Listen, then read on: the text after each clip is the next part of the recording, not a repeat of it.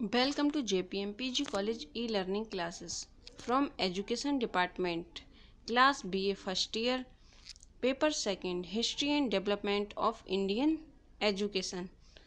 Today's topic is Problems of Higher Education. तो आज हम बात करेंगे उच्च शिक्षा की समस्याओं की। जैसा कि लिखा है, प्रोफेसर हुमायूं कबीर के शब्दों में अनेक बार ये कहा गया है कि विश्वविद्यालयों में जो शिक्षा दी जाती है वह व्यक्ति को व्यावहारिक शिक्षा प्रदान नहीं करती है। विशेषतः कहा जाता है कि विश्वविद्यालयों से पढ़कर निकलने वाले विद्यार्थियों में शारीरिक श्रम तथा ग्रामीण जीवन के प्रति अरुचि हो जाती है। तो इसके लिए क्या होना चाहिए, जो शिक्षा थ्योरिकल दी जाती है विश्वविद्यालयों में, वहाँ प्रैक्टिकली शिक्षा भी दी जाए, जिससे बच्चों में शारीरिक श्रम और ग्रामीण जीवन के प्रति अरुचि उत्पन्न ना हो। लेकिन ऐसा नहीं हो पाता है, जिससे हायर एजुकेशन में या उच्च शिक्षा में जो समस्याएं हैं वो उभर कर सामने आती हैं, जो इस प्रकार हैं। जैसे है आपका, सबसे पहले है दोषपूर्ण पाठ्यक्रम। पाठ्यक्रम की समस्या उच्च शिक्षा से संबंधित एक गंभीर समस्या है। अनेक विद्यालयों में परंपरागत पाठ्यक्रम दिखाई देते हैं। उनकी पाठ्य सामग्री से कुछ उद्देश्यों को संकेत नहीं मिल पाता और उच्च शिक्षा का पाठ्यक्रम भी छात्रों की रुचि, उनकी मनोवृत्ति और अभिरुचि के अनुरूप नहीं है।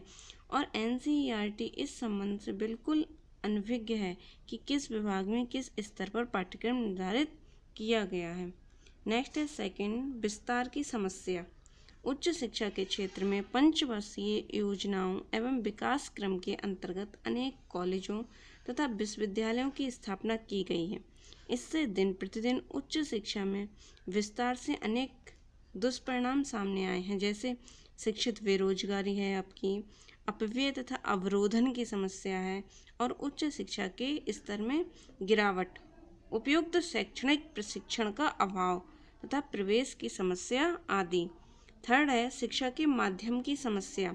स्वतंत्रता प्राप्ति के पश्चात भारत में अनेक विश्वविद्यालयों में शिक्षा का माध्यम अंग्रेजी ही है। आज के नवयुवक अंग्रेजी को अधिक महत्व दे रहे हैं। वे अंग्रेजी भाषा से होने वाली हानि तथा अहित को नहीं समझ पा रहे हैं। जैसे कि गांधी जी ने कहा भी था कि विदेशी माध्यम ने राष्ट्र की शक्ति को क्षीण कर दिया है, उसने व्यक्तियों की आय को कम कर दिया है, उसने उन्हें जनसाधारण से भी अलग कर दिया है तथा इसने शिक्षा का अनावश्यक रूप से शिक्षा को महंगा कर दिया है। फिर नेक्स्ट है दोष युक्त परीक्षा प्रणाली।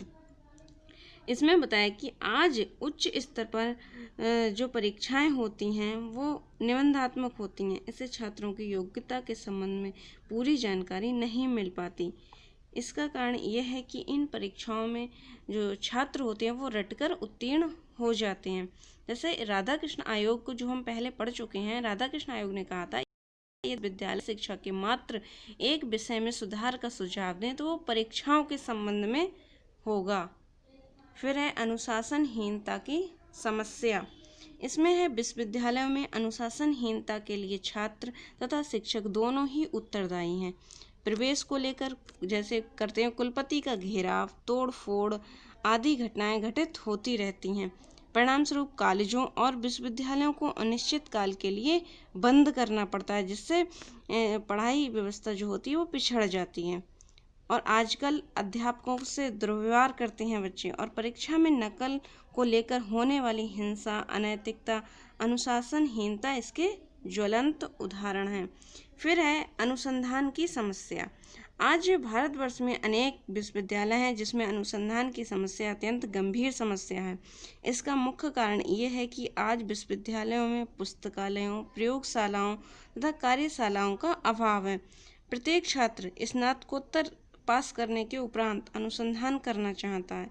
इसी कारण अनुसंधान की समस्या दिन प्रतिदिन गंभीर होती जा रही है। Thank you students.